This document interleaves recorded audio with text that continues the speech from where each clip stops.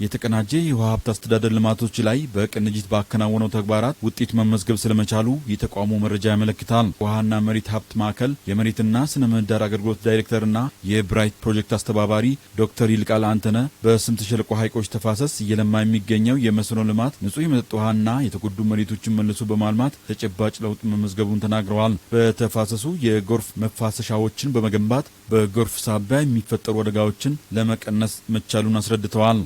በዚህ በስምጥ ሸለቆ ሐይቆች ተፋሰስ ውስጥ የተመረጠው የሐሬ ተፋሰስ ነው። የሐሬ ተፋሰስ ማለት ከዚህ ከአባይ ሐይቅ ጀምሮ የአርባ ምንጭ ዙሪያ ወረዳንና የጨንጫ ወረዳን እንዲሁም የዲታ ወረዳን የሚያካትት ነው። በአጠቃላይ ወደ 24000 ሄክታር የሚሸፍን ነው። እዚያ ውስጥ በርካታ ስራዎች እየተሰሩ ነው ያሉት። እንግዲህ ከሚሰሩት ስራዎች ውስጥ ዋና ዋናዎቹ አንደኛው የመስኖ ልማትን ማዘመን ነው። እዚህ አካባቢ እንደምታውቁት የሙዝ ማሳ በብዛት ያለበት ነው። አገሪቱን ሙዝ የሚመገብ አካባቢ ነውና መስኖ በጣም ወሳኝ ነው። መስኖውን ማዘመን አንደኛው የብራይት ትኩረት አቅጣጫ ነው። ሌላው የመጠጥ ውሃ ሽፋንን እዚሁ በተመረጠው ካችመንት ወይም ተፋሰስ ውስጥ ከፍተኛ አስተዋጽኦ ማድረግ ነው። የመጠጥ ውሃ ማዳረስ፣ የመጠጥ ውሃ በተለይ ንጹህ የመጠጥ ውሃን ማስፋፋት ላይ አትኩሮ ይሰራል። ከዚህ ጋር ደግሞ በተገናኘ ማንኛውም ስራ ከተፈጥሮ ሀብት ልማት ጋር ስለሚገናኝ የተጎዱ መሬቶች መልሰው እንዲያገግሙ የተፈጥሮ ሀብት ልማት ስራ ላይ በሰፊው ይሰራል፣ እየሰራ ይገኛል። ይሄ እንግዲህ አንኳሩን ገለጽኩት እንጂ ከዚህ ውጭ በርካታ ስራዎች አሉ። የተጎዱ መሬቶችን በጥናት በመለየት በአፈርና ውሃ ጥበቃ ስራዎች መሬቶች እንዲያገግሙ መደረጉን ያነሱት ዶክተር ይልቃል አንተነ በተለይም በሐሬ ተፋሰስ ልማት በተከናወኑ ስራዎች አርሶ አደሩን የመስኖ ተጠቃሚ በማድረግ የፍራፍሬና የተለያዩ ሰብሎችን ማምረት መጀመሩን ገልጸዋል። እዚህ አካባቢ መስኖ በጣም ችግር የነበረበት ነው።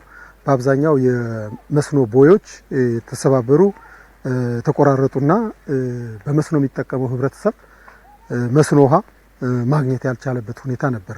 አንድ ቦታ የተወሰነ የመስኖ ውሃ ካለ ሌላው አካባቢ ሰፊው አካባቢ የማያገኝበት ሁኔታ ነበር።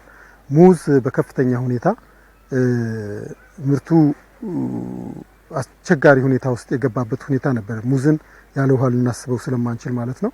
ሌላውም ከግብርና ጋር የተያያዘውም ስራ እንደዚሁ ነበር። በጥናት የተለዩ ቦታዎች ላይ ችግሩ ያለበት ቦታ ከተለየ በኋላ የመስኖ ቦዮቹ ሙሉ በሙሉ እንዲጠገኑ በማድረግ አሁን ሁሉም እዚህ የታችኛው ተፋሰስ ነው። ይሄ አጠቃላይ ወደ 5 ቀበሌዎች አሉ። በአምስቱም ቀበሌዎች ውስጥ ያሉ የሙዝ ተጠቃሚዎች፣ የመስኖ ተጠቃሚዎች አሁን ዘመናዊነትን የተላበሰ ዘመናዊ ስርዓትን የተላበሰ የመስኖ ስርዓት እንዲጠቀሙ ማድረግ አንዱ ነው። ጉልህ ተጨባጭ ለውጥ ያመጣ ነው። በዚህ ነው በተፋሰሱ የተጀመረው የአካባቢ ጥበቃ ስራዎች መጠናከር መሬቶችን ከመታደግም ባለፍ የአየር ንብረት ለውጥ ለማምጣት ትልቅ አቅም ይፈጥራልም ሲሉም ተናግረዋል።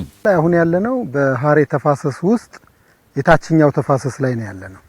ከታችኛው ተፋሰስ ደግሞ ይሄ ከፍታማው ቦታ ነው። ይሄ ሳይት በአርባ ምንጭ ከተማ አስተዳደር ውስጥ በሻራ ቀበሌ የኤምባ የሚባል አካባቢ ነዋሪዎች የተፋሰስ ልማት አብረን ከብራይት ፕሮጀክት ጋር የሰራንበት አካባቢ ነው። አሁን ይህ አካባቢ ጥብቅ ነው። እንደምታዩት ከብቶች አይገቡም። ተከላ ተካሂዷል። ከፍተኛ የችግኝ ዝግጅት እየተደረገ ነው በችግኝ ጣቢያዎች ውስጥ።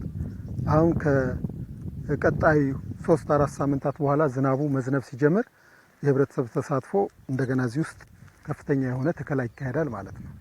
አሁን በተወሰነ መልኩ የመኖ ሳር ተከላ ነው እዚህ የተካሄደው፣ የናፒር ግራስ የምንለው ወይም ዝሆኔ ሳር የምንለው ማለት ነው። በቀጣይ ግን በርካታ አይነት እጽዋቶች እዚህ ይተከላሉ። ስለዚህ አካባቢውን ወደ ደን የመቀየር ነው ማለት ነው እንቅስቃሴያችን። ደኑ ቀጥታ ተፈጥሮውን ባላንስ ያደርግልናል።